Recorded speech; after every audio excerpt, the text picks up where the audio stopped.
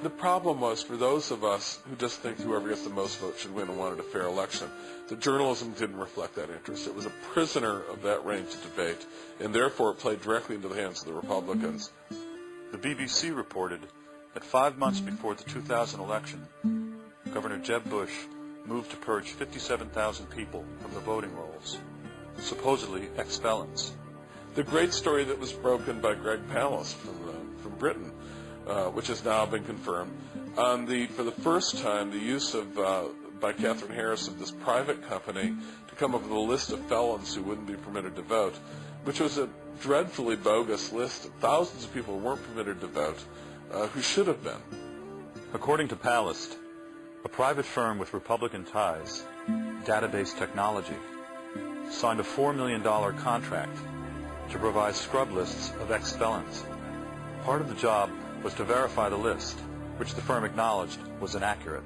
The state of Florida brought in this Republican firm on the excuse that they have these databases, and when the company said, well, now we want to run the databases against this list of 57,000 names, there's a little handwritten notation that says, in Catherine Harris's office, right on the listing of the database checks, it says, don't need. We will give you, what they told DBT, we will give you the check if you don't check. How many of these names are wrong? Statistically, 1 in 20 people on the list may have committed a crime.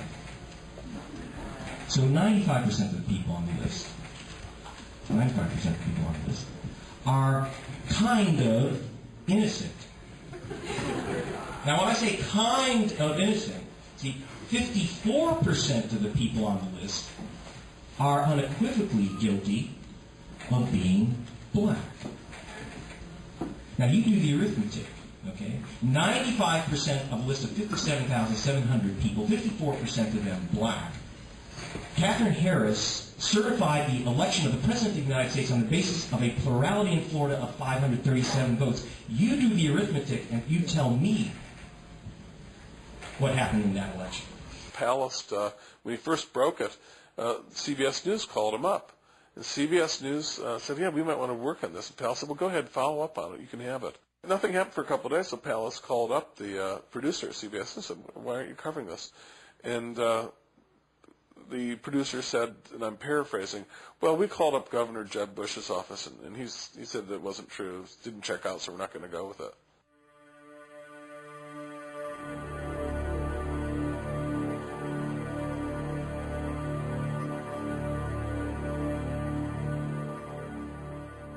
We did not do any kind of frontal, direct investigation of the media for 10 or 11 years, mostly because our information we put out with news conferences and things like that is disseminated through the media. So it would be, I'm being very candid here, it would not behoove me to investigate the media on a regular basis because none of the information would ever be reported and my organization would never be heard from again. And so I'm not stupid. I do recognize that fact. But I have been getting so frustrated, and I decided it was time that we looked at the media. We had half a dozen people working for 6 months, and we investigated, and we found, of course, that the most powerful special interest in Washington today is the media.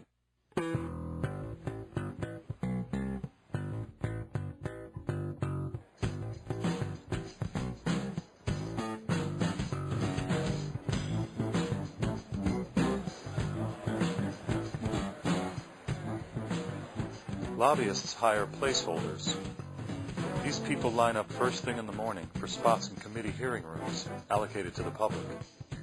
A few minutes before the hearings begin, the lobbyists arrive.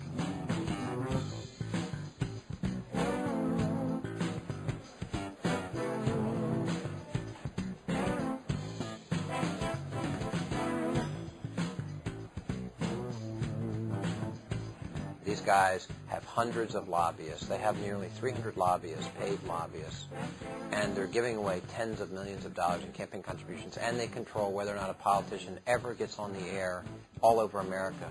That's power. Being successful lobbying at the FCC or Congress is as important to the bottom line as producing a movie that's a big hit. I mean, it's every bit as important. It's more important. That's basically stealing stuff from government is the key. And this is where the media companies are extremely successful because they, unlike any other corporate lobby, have one thing going for them the others don't. They actually control the means by which the public can actually learn about these debates. You can imagine Exxon would love to have owned the media, or Philip Morris. So any debate over cigarettes has to go through them. They took members of Congress on 315 all-expense-paid trips around the world. And then you have the FCC regulating the broadcast for 1,400 privately funded trips. How's the FCC going to tenaciously, aggressively regulate the broadcasters when they're taking trips from them all over the world? Well, of course it's not going to happen, and guess what? It's not happening. The problem in this town is that a lot of the regulators that have been set up to protect the public interest have been captured by the people they're regulating, and that's been going on for years. It's not new, but it's outrageous. Regulators, the Federal Communications Commission, almost always upon leaving office, go to work for the people they were supposedly regulating in the public interest. Beneath the reported story of greedy Enron executives is a story about the influence of money over government regulators. This is what has happened with the media companies. It's been well designed. Crazy, crazy Jane is dancing. Crazy Jane's the dancer. Crazy Jane's the dancer. See her. You're a wet on sorrow. Offer up tomorrow. Rupert Murdoch. You all know Rupert? Right. Rupert is one of the smartest and most dangerous people in this country. Rupert Murdoch is the primary owner of the News Corporation. In the United States, he owns the Fox News network. But Murdoch's media empire is global. Among his many holdings is a satellite TV service in partnership with the Chinese. Just as he gave a huge book deal to Newt Gingrich, Murdoch gave the supreme Chinese leader's daughter a book contract to write a biography of her father. Well, if I'm going to get my book published in your capitalist society, I have to find a capitalist to publish it. 不管他是不是梅多先生属下的一个出版社。 Regardless of whether it's one of Mr. Murdoch's companies or not. The nature of what used to be considered a bribe has morphed into a quid pro quo, an indirect payment, and it's legal. We have massive problems with what I call legal corruption all over America, where the system has been gamed by various powerful interests, and it's all disclosed, of course. Of course, no one reads it, and the media doesn't generally report it. Don't get me started. And so this is a wink and nod exercise with rampant corruption, and the American people kind of actually, in a very interesting way, viscerally understand that things are corrupt. I was a producer at 60 Minutes and worked in network television for 11 years, ABC and CBS, 60 Minutes, and I was an investigative reporter for those places. And I quit one day. My story led the show. I quit because the idea of everything being simplified down to good guys and bad guys and, the formulaic infotainment thing was getting a little old for me.